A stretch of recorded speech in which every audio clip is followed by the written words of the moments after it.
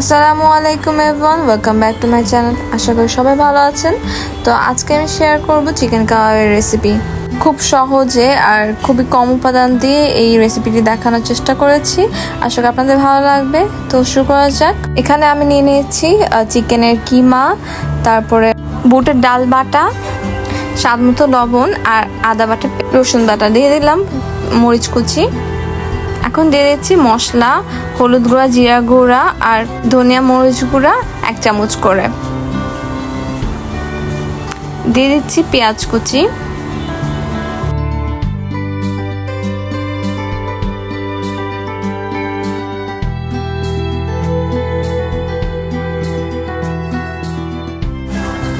পেঁয়াজ আমি এখানে বেরেস্তা করে নিয়েছিলাম, সেটা দিয়ে দিলাম। আর চিলি ফ্লেক্সও 1 বাটি পরিমাণ, ধনিয়া পাতা কুচি, ব্রেড ক্রাম্বস দিয়ে দিলাম 3 চামচ পরিমাণ। এখানে ব্রেড ক্রাম্বস দিয়েছি আমি। ব্রেড ক্রাম্বসটা দেওয়ার ফলে আপনার কাবাবটা একটু শক্ত হবে। দিয়ে দিচ্ছি কাবাব মশলা। এখানে আমি 2 চামচ পরিমাণ কাবাব মশলা দিয়েছি। দিয়ে দিয়েছি একটু বেকিং পাউডার, তাহলে কাবাবটা ফুলে উঠবে। এখন সবগুলো উপাদানকে একসাথে মাখিয়ে নেব। এরকম আরও নতুন নতুন রেসিপির জন্য আমাদের চ্যানেলটিকে সাবস্ক্রাইব করে আমাদের পাশেই থাকুন।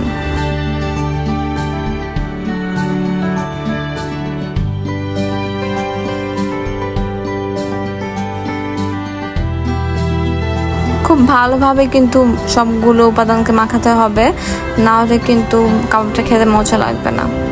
আর চেষ্টা করবেন প্রত্যেকটা উপাদান ব্যবহার করার, তাহলে কিন্তু আপনাদের কাবাবও অনেক বেশি মজাদার হবে।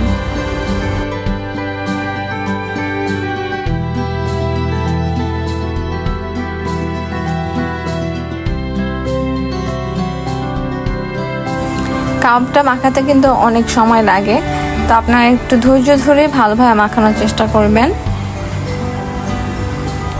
তো যখন একদম স্মুথ হয়ে আসবে তখন আমাদের বুঝতে হবে যে কাবাব মাখানো হয়ে গিয়েছে।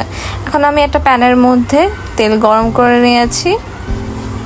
এখন একটা একটা করে আমি শেপ দিয়ে কাবাবগুলো ভেজে নিচ্ছি।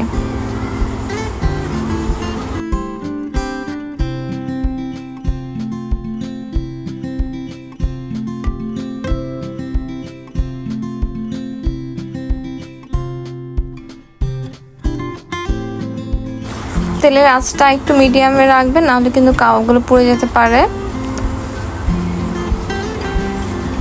একটু ফাঁকা ফাঁকা করে আমি কাবাবগুলোকে সবগুলো ভেজে নিচ্ছি।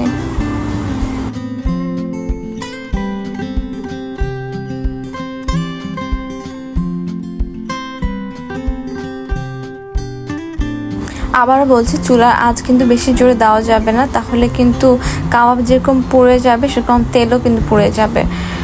তো তেল যদি কমে আসে তাহলে কিন্তু আমরা আবার আরেকটু করে তেল দিতে থাকবো, নাহলে কিন্তু কাবাবগুলো ফুলে উঠবে না। আশা করি আপনারা প্রত্যেকটা টিপস ফলো করবেন, তাহলে কিন্তু আমাদের কাবাব একদম পারফেক্ট হবে।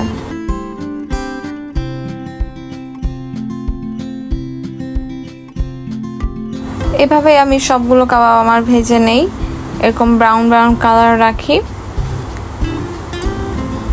চুলার আঁচ কিন্তু একদমই বেশি দেওয়া যাবে না, তাহলে কিন্তু কাবাবগুলো পুড়ে যাবে। আবার ওই দিকটাও কাঁচা কাঁচা থাকবে, তাহলে কিন্তু কাবাব খেতে ভালো লাগবে না একদমই।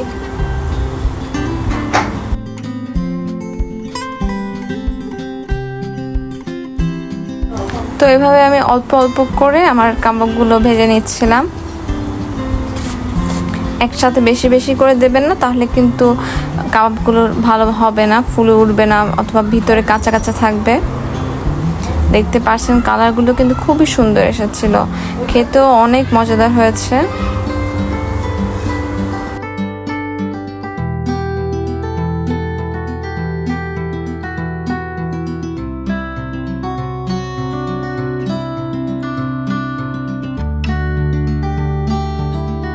এই তো এইভাবে আমি আমার সবগুলো কাবাব ভেজে নিয়েছি। আপনারা কিন্তু না ভেজে এমনিতেই ফ্রিজে করে রেখে দিতে পারেন 1 মাসের মতো। তো খুব কম উপাদান দিয়ে কিন্তু আমি আজকে আমার কাবাবটা দেখালাম। আশা করি আপনাদের ভালো লেগেছে। ভালো লাগলে একটা লাইক করবেন, আর এরকম নতুন নতুন রেসিপির জন্য আমাদের চ্যানেলটাকে সাবস্ক্রাইব করে আমাদের পাশেই থাকুন। তো আজকের মতো এখানেই বিদায় নিচ্ছি। আল্লাহ হাফেজ।